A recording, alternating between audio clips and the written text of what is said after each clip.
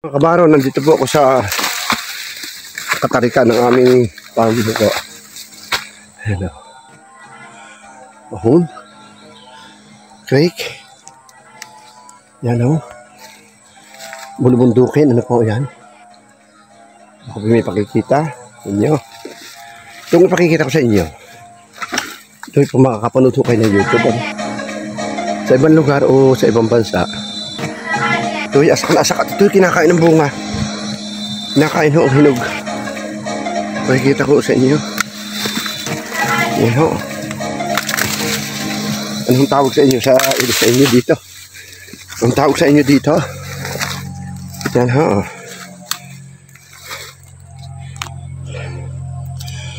Nilakit na ng bakit ho.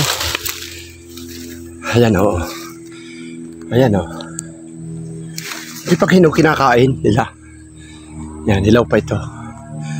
Ito ho ay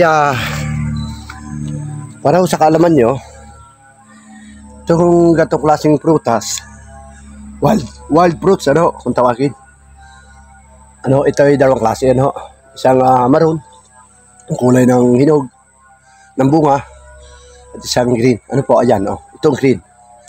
Itong maroon, naipakita ko na po sa nauna kong mga video noong nakarang taon, ano po. Ito ay may bumunga, sobra. Kita nyo. Yan, ano pong tawag sa inyo sa wild fruit na ito?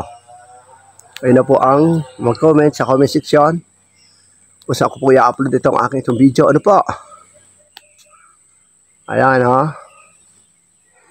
Yan yung bunga, grabe. Kung ganito baga naman ang ibang prutas, ano?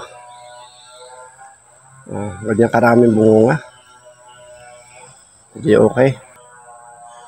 Mukhang masarap, ano? Batangas ay hindi ho. Hindi ho ito kinakain eh. Nababayaan lang ho ito malalaglag, ano ho. Ayan ho. Siguro kaya ho guys, hindi pala natutuklasan, ano ho. Puno yan ho. Ayan, sagad sa puno.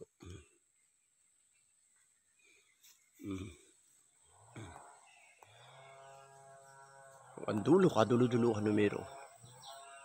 Ano, yan ang aming nasulisan. Napakarami na ng bunga. Hindi pa ko kita ngayon. Yan ay cream pa, ano ho. Pero nanilaw na. Ay i-update ko kayo, ano ho. Ayan po mga kapar, mga kabaro. Para sa kaalaman nyo po, ang tawag po dito sa Batangas ay tibig po. Tibig. Ito daw pong tibig, ito ay matubig. Ano po, yan, pirabate. Ito po, pag nasa tabi ng yung bahay, huwag nyo papatayin. At ito rin dadala ng swerte dahil lagi po sariwa. Sariwa ang kayat ng pera. Sariwa ang buhay. Sariwa ang samahan. Malamig, panatag. Ayan ho, ang sabi. Itong tibig, lalo na hong pula. Ano ho, ayan. Nagkalaman ho yan sa inyo.